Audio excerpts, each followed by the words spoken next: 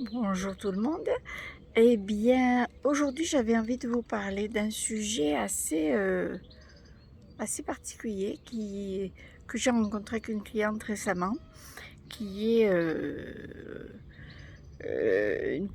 un petit combat intérieur en nous entre l'empathie et l'ego, voire même l'orgueil. Et j'avais envie de vous le partager parce que c'est assez rare de pouvoir faire toucher ça du doigt en clientèle pendant les séances d'accompagnement, parce que c'est quelque chose qui demande, tout compte fait, beaucoup d'humilité, d'oser aller le voir et de dire oui, c'est vrai, j'ai ça, et d'aller le travailler. Donc l'empathie et l'ego. Alors surtout quand on est accompagnant ou futur accompagnant, on peut, et qu'on a des capacités énergétiques, notamment la clairsentience, on peut être amené à se charger de l'énergie problématique de l'autre et pour la dissoudre ensuite à l'intérieur de nous.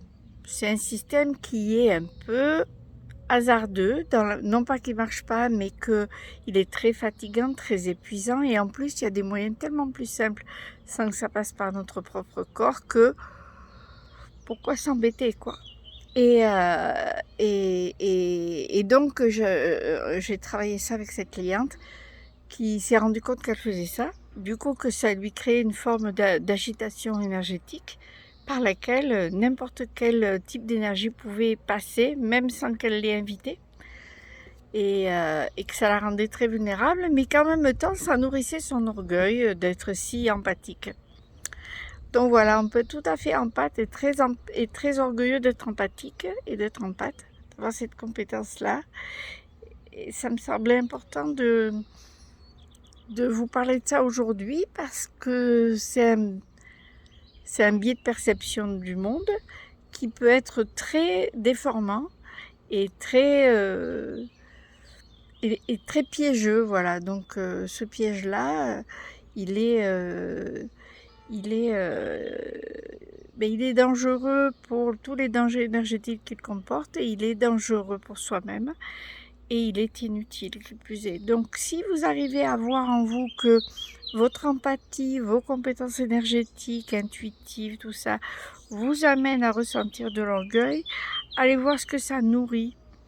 Parce que très souvent, ça nourrit une posture de jouissance de pouvoir. Alors le pouvoir, c'est une très bonne chose, il ne faut pas du tout le condamner, mais il faut savoir dans quelle intention on s'en sert et dans quel but et quel est le cadre qu'on pose. Voilà.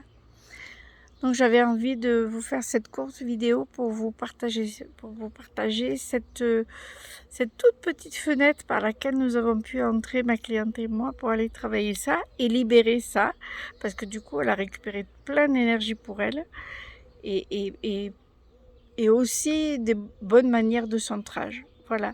Passez une très belle journée. À bientôt.